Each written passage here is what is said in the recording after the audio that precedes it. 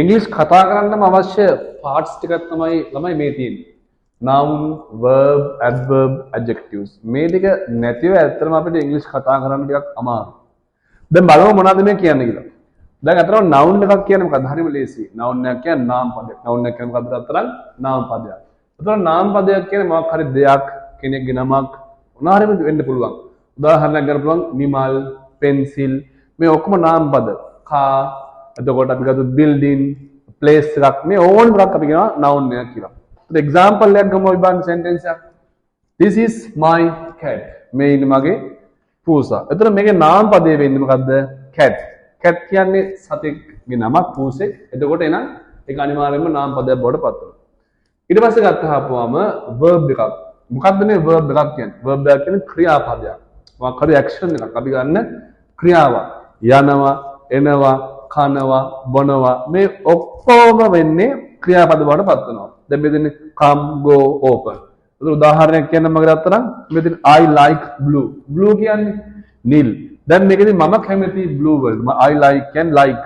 like කියන්නේ කැමති. කැමති කියන එක අතර මොකක්ද බවට පත් වෙනවද? කැමති කියන එක verb එකක් බවට ක්‍රියාපදයක් බවට පත් වෙනවා. හරි. ඒ දෙකම ලේසියි. ඊට පස්සේ ගත්තහම මොකද්ද මේ adverb එකක් කියන්නේ? adverb එකක් කියන්නේ ක්‍රියාව විස්තර කරන එකක්. ක්‍රියාපදය විස්තර කිරීමක් තමයි adverb එකකින් කරන්නේ. දැන් ක්‍රියාපදයක් තමයි විස්තර කරන්න ඕනේ. adverb කියන ඔන්න බලන්න quickly, badly කියන්නේ quickly කියන්නේ වේගයෙන්. badly කියන්නේ ඊටාම නරක ලෙස. එතකොට අපි බලමු my cat eats quickly. දැන් මගේ පූසා වේගයෙන් කනවා. හරි. එතකොට දැන් මේකේ adverb එක බලමුකෝ. my cat කියන්නේ මරතරන් අපි දැන් දන්නවා කලින් කිව්වා වගේම cat කියන්නේ නාමපද noun එක. හරි. eat කියන එක කනවා කියන එක verb එකක් බවට පත් වෙනවා. ඒතර ඔයගොල්ලෝ පේනවා verb එක describe කරලා දෙනවා ඔන්න. verb එක විස්තර කරලා දෙනවා. මෙන්න මේ adverb එකෙන් quickly. verb එකට පස්සේ තමයි එහෙනම් ගොඩක් වෙලාට එනවා මොකක් වෙන්න ඕනේද? adverb එකක් එන්නේ.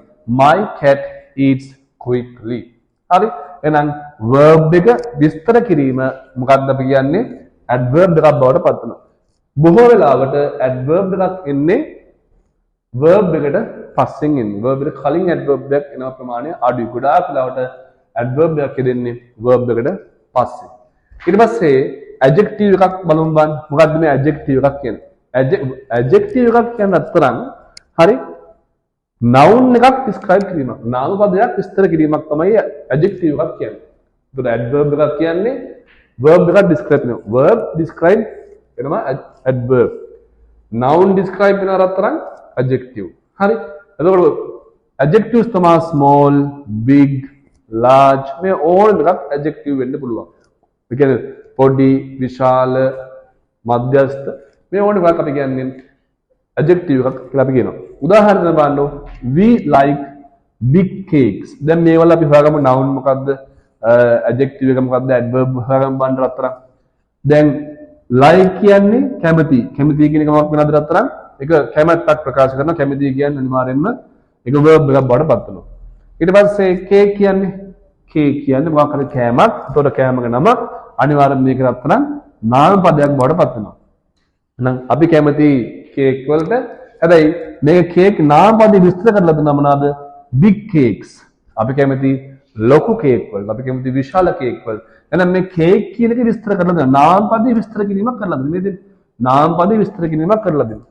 එහෙනම් මතක තියාගන්න ගොඩක් වෙලාවට adjective එකක් මගේ අතරන් එන්නේ බොහෝ වෙලාවට noun එකට කලින්. noun එකට කලින් තමයි adjective එකක් එන්නේ. ඉතින් මේ parts of speech මේ කොටස් ටික පට්ට වැදගත් අපිට ඉංග්‍රීසි කතා කරන්න. This is my cat. ඒතර cat කියන එක නාම පදයක් වෙනවා. I like blue. like කියන කැමති කියන එක verb එකක් බවට පත් වෙනවා. එතකොට quickly my cat eats quickly. මගේ පූසා කොහොමද කන්නේ? වේගයෙන් කන්නේ. එතකොට eat කියන එක verb එක describe කරොත් ඒක adverb එකක් බවට පත් වෙනවා. adjective එකක් තිබුණා noun එක cake එකක් ලෝක එකක් ඒ cake එක විස්තර කිරීමත් මේක වෙනවා adjective එක බවට පත් වෙනවා. ඉතින් මේ ටික හරියට ඔළුවට දාගත්තොත් ඉතින් අපිට ඉංග්‍රීසි කතා කරනවා කියන එක සරලව කරන්න පුළුවන් දෙයක්.